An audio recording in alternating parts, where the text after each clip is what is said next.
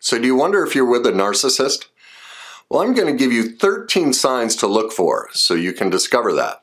This term's being thrown around everywhere. Like everyone breaks up and they're like, oh, they were a narcissist. And it's not always true. It's just become this garden variety term. I mean, we all have narcissism in us. Narcissism is healthy. It's a sense of self-love and self-effication.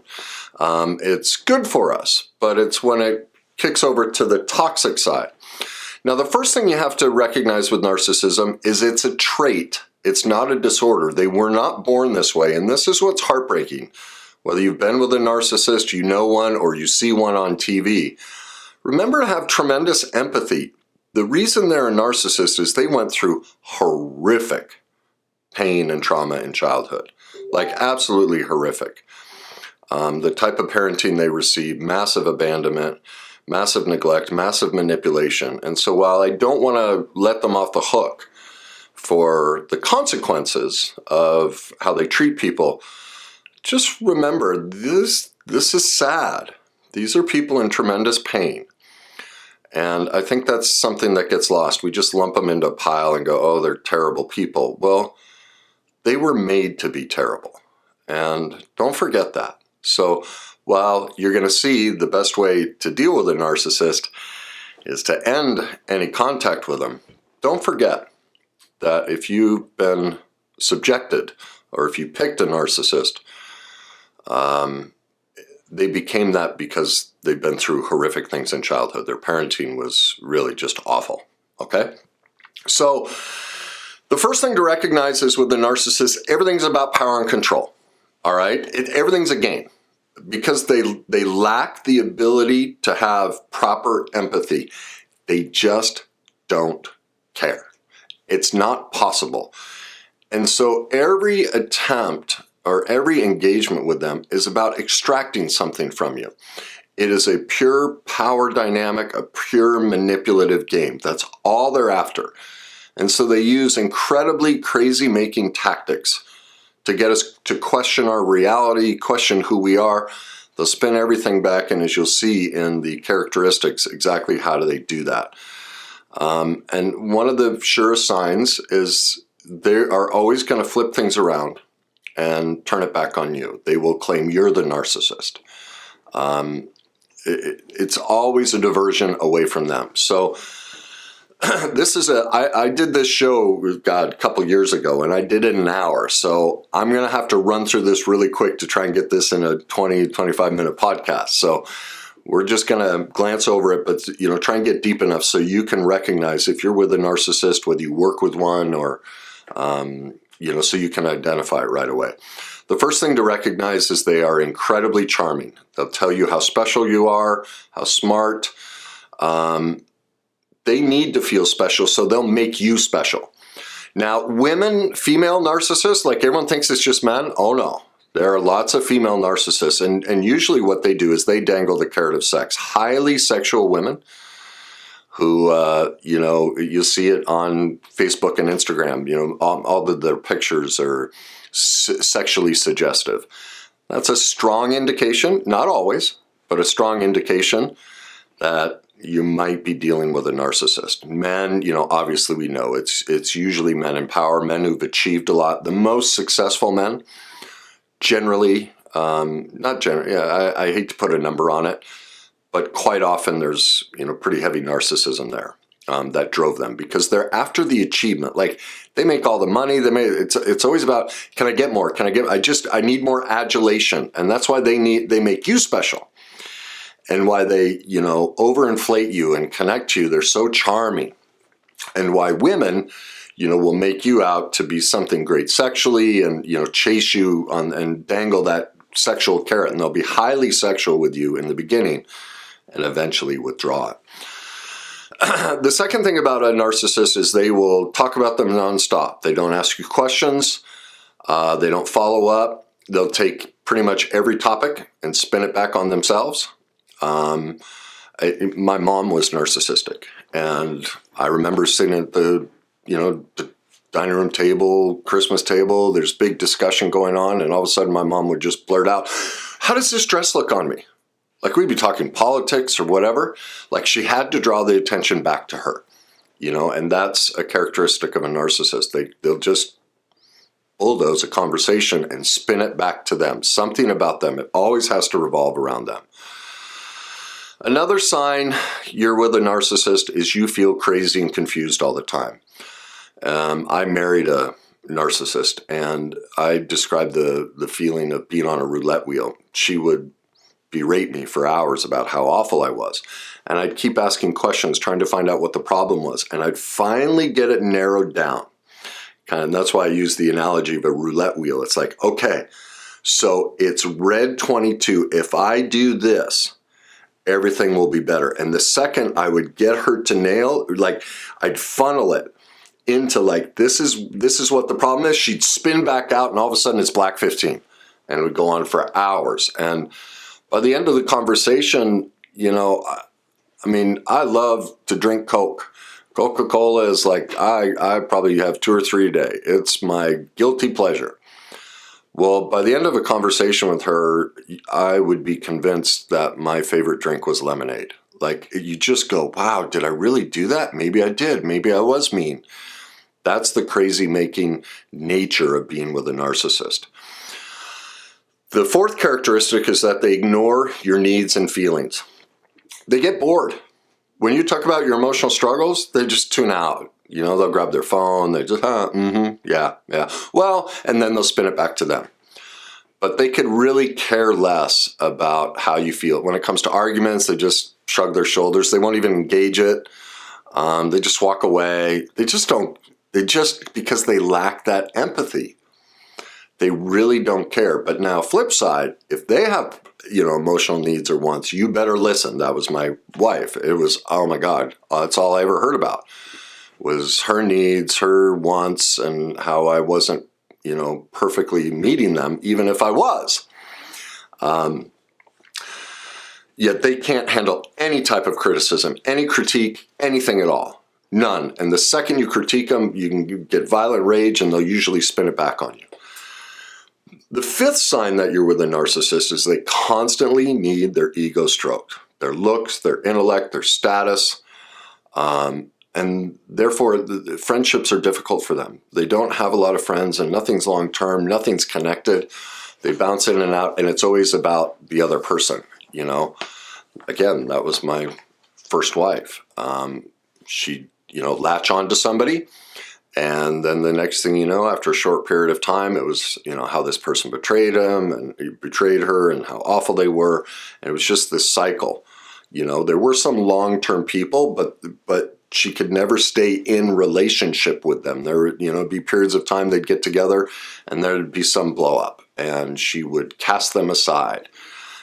Because a narcissist, the reason is a narcissist is sucking the emotions out of you. They survive off of our emotions. And so, but they need a constant supply and a new supply. Like you're not enough. You can't give them enough emotion or meet enough of their needs. And they need it from many sources, not just one person. And so they will use you for a period of time until they cast you away. Or they'll keep you in your their hip pocket until they've just taken everything from you. And they're so bored. It's like a cat with you play with a cat, you bring a toy home and they just love it. And after a couple minutes, like, ugh, just look at you. I mean, that's a good way to describe a narcissist. They're like cats. They just could give a damn about anyone but themselves. And that's really what I know I'm going to get cat people going, well, my cat's not that way. My cat's great. I'm sure there are. But we all know that very few cats are engaging. They're basically narcissists. It's all about them, and they could really care less about you, and they give you that look. That's a great analogy of a narcissist. A big characteristic number 6 of a narcissist is they are incredibly sarcastic. They put you down. They have demeaning names for you, like my ex would call me dork all the time. They have mean one-liners. They criticize what you do, how you do it, what you wear. They shrug it off as, what are you so sensitive for? Like we'd be driving and she'd punch me in the arm and she'd have this look in her eye and I'd be like, could you stop? She's like, what? What? Can't take it? Can't take it? It was just pure evil. I mean, because here I am as a man. I can't punch back.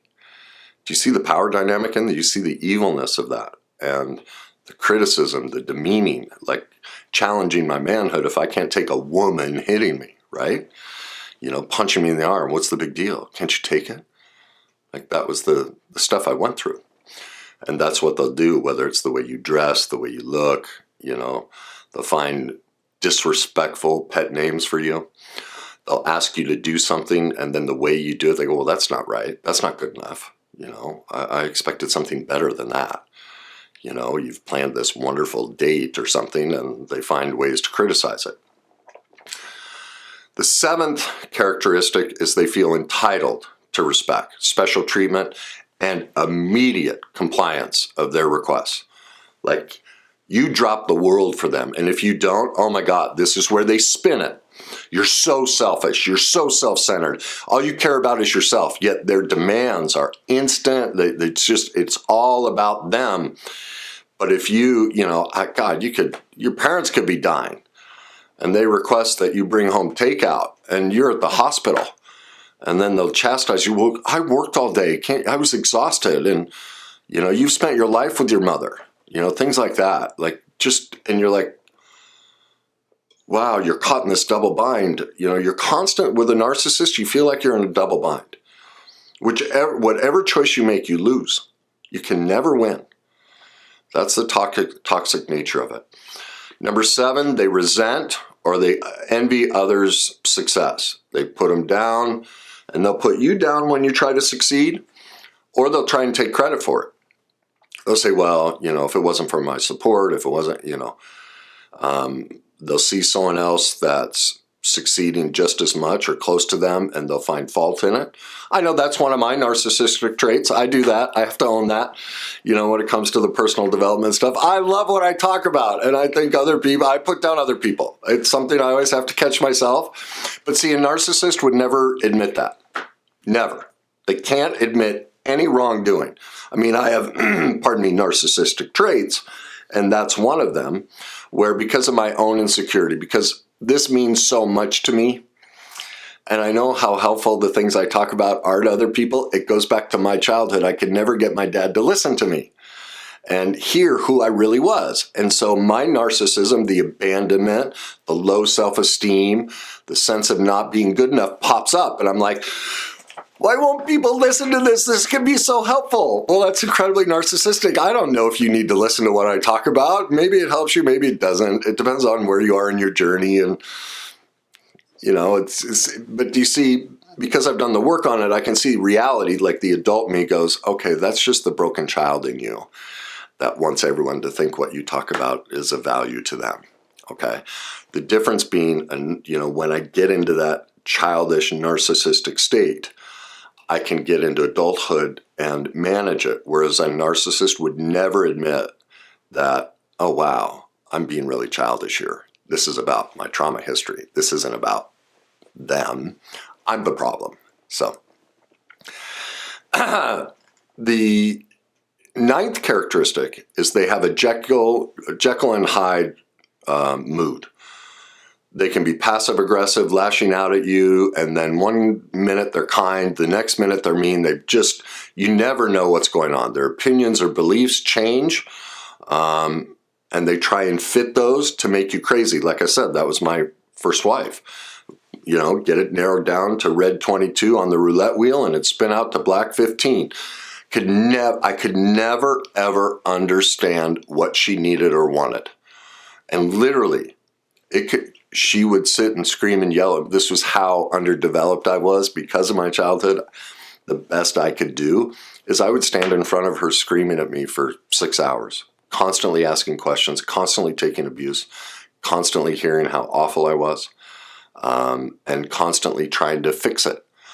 Well, the key with a narcissist is they don't want you to fix it, because she got me for 6 hours, sucking all that life out of me. It's all about power. And so if I ever fixed it, she'd lose her power source. She couldn't feed off me emotionally. She couldn't suck it all out of me.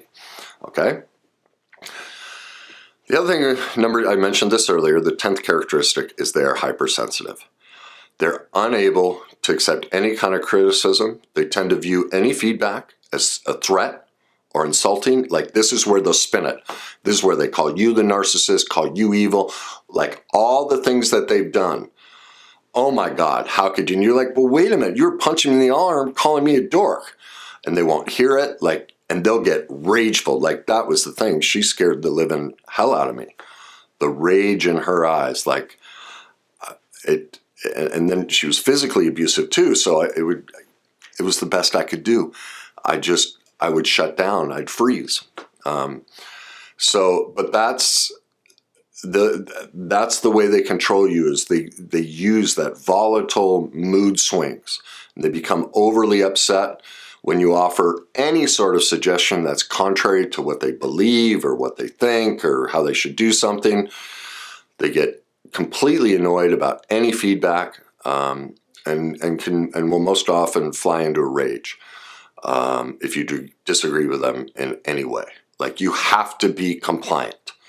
So look, there are arguments in a relationship. So there's a lot of people going, oh, that's my husband, that's my wife. Well, no, this is constant. It's everything. And not everyone's like that, okay? People have certain trigger points, but not everything is any type of critique will do that.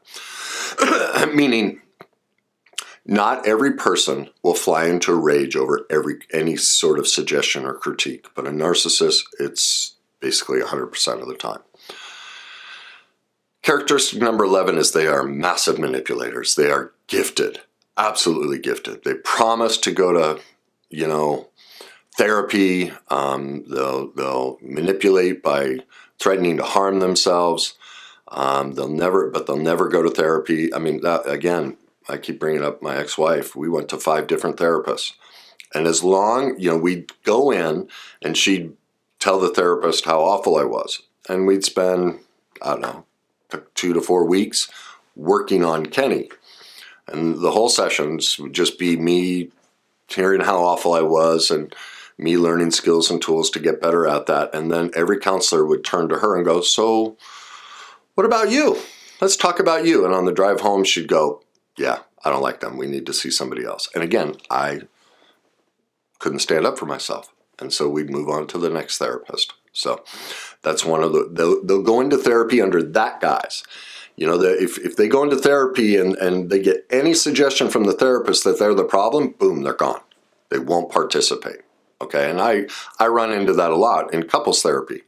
The couples that I work with, one of the spouses refuses to look at anything about themselves. It's always the other person. Number 12, they accuse you of something random, usually behaviors that they're doing. Like out of the blue, you're like, and this is the crazy making aspect. This happened to me all the time. It's like, wait, like, I can't believe, Kenny, that you left the trash in the trash can yesterday. And it's like, but wait a minute. I've been in Vail the last 5 days working. I wasn't even here. Oh, yes, you were. And you're like you question it, and they're so good at it. They've developed this massive false story to just drill into you, and they won't let it go. And then the aggression gets up because now you're challenging their view and their reality. And usually people that fall prey to a narcissist is because of, unhealed trauma in themselves. And so that's why, I've done another video on, the 7 reasons we attract a narcissist because of our own damage. Like, we don't end up with a narcissist because we're healthy. We end up with a narcissist because of our own damage. And so if you're with a narcissist, the biggest mistake you can make is to think they're just the problem. Oh no, it's both. And so if you've heard this, and you're like, my God, I'm with a narcissist, go to my YouTube channel and look for the 7 ways we attract a narcissist, because you need to see that. Because your unhealed trauma is the whole reason you got with them, and they're not responsible for that. We need to fix that. Like, I had to go heal the characteristics in me that allowed me to get in that relationship. She was never responsible for that, because had I healed those before meeting her, we would have never met. So don't forget that. If you're with a narcissist, you need work too. And I say that lovingly. We're all perfectly imperfect. We've all been through less than perfect childhoods, and that's why we're drawn to these dynamics. So, again, number 12 is they accuse you of random things, and that's the crazy making stuff where you're like, I have no clue where this is coming from. And finally, number 13 is gaslighting. And this is the torturous aspect of it. And you know you've been gaslighted if you don't feel like you're the person you used to be. If you feel more anxious and less confident, like I know, I would, driving home from work, like the anxiety, the fear, and walking in the house going, okay, how do I need to act? What do I need to do? Can I say anything? Like, a constant fear and anxiety, depressed. There are pictures of me. I was like 60 pounds thinner. I stopped eating. Yeah, it was awful. And you're constantly asking yourself, well, am I being too sensitive? You're constantly taking on blame for everything in the relationship. That's what the gaslighting does. You feel like everything you do is wrong. You think it's all your fault when things go wrong. You find yourself apologizing all the time. You sense that something's wrong in the relationship, but you can't identify it. And that's because the double bind they always place you in, and how they're able to magically spin out of any imperfection and spin it back on you. And by the end of it, you're like, God, I guess I did do that. I remember that. Going, God, I guess I did that. And apologizing for things I'd never done. Like they're gifted, really gifted at that. You'll question whether your response to your partner was appropriate, like whichever way you go. That's the other part of it, is because of their mood swings, you respond to a question or something they've done this way, and you're like, oh, that worked. The next day you do the same thing, and it's, oh my God, you're the worst person in the world. And so you're like, what do I do? And you ask them about it, then the rage, this is the roulette wheel, red 22, black 15, but I did this. No, you didn't. That's not what you did. You did this. And not like, right? Because you're challenging them. The other thing is you make excuses for their behavior. You basically deny and minimize it to your friends, your family. You're trying to find a way. Because the reason we do that, this goes to the 7 signs in us, is we don't want to admit we're part of the problem and that we're getting sucked into it because our self-esteem is so low. It would be another self-esteem hit to admit to ourselves, wow, I'm really getting sucked into this. Okay? Again, I don't have time to go into that. Go watch my other video. If you're succumbing to a narcissist, it's because of your own unhealed pain. And I go into more depth on that.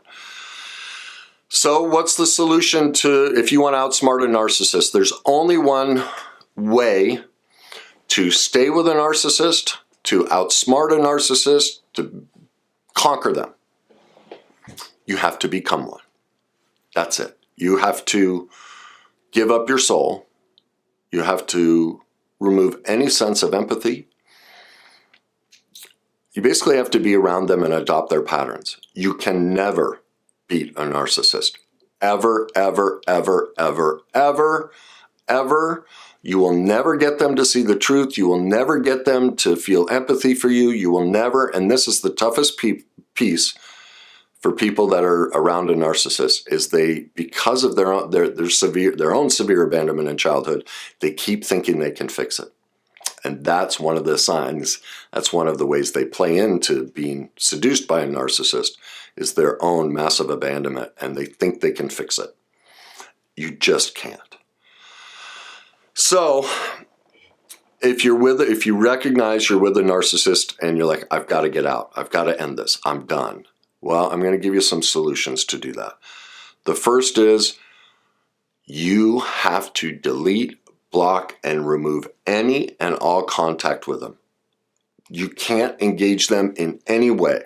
If you delete and block them and they find a way around it and they get in touch with you, you cannot respond ever, ever, ever. You have to completely cut the emotional supply, because they'll persist. And especially, here's what happens, is you start to heal and start to get better. Out of nowhere, they'll magically appear. You'll run into them, they'll send a text. I remember my ex-wife, 12 years later, when I discovered all this, when I finally recovered my soul, it was maybe a little longer than that. But I'd finished my book and everything. It was scary. She lives thousands of miles away. And I hadn't heard from her in years. And boom, I get an email. I was just thinking about you. I'm worried. Are you okay?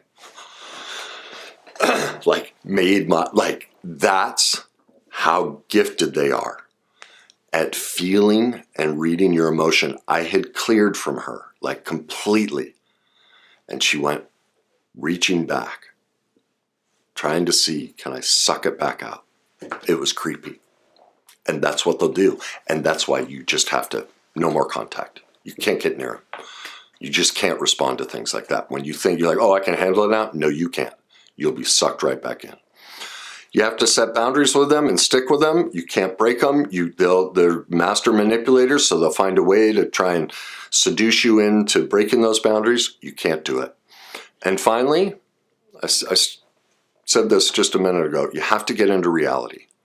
You can't change them. They aren't nice, not because they're bad people, but like I said, because they were made this way. But they are not capable of true love, connection, intimacy, support, and actually being there for you.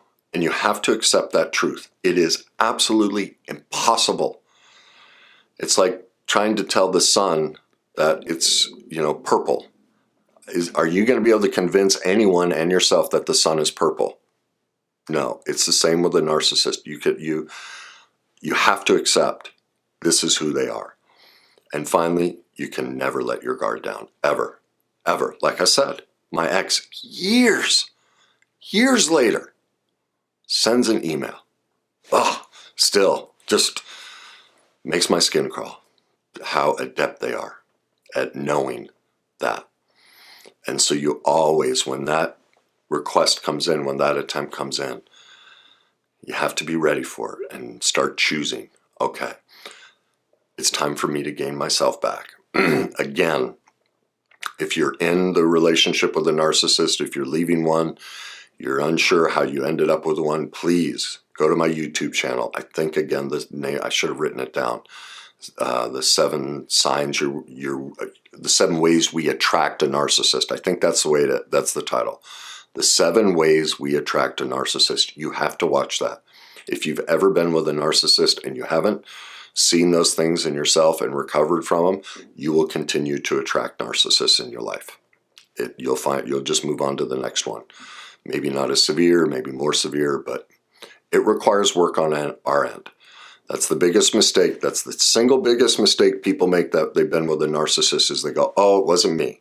And that's the problem with the online stuff. You go watch everything on narcissism, they make out the person who's been with one is a saint and they never did anything. Oh, you poor thing. They never show them, wait a minute, there are things inside of you that allowed this dynamic to happen that made you attracted to them.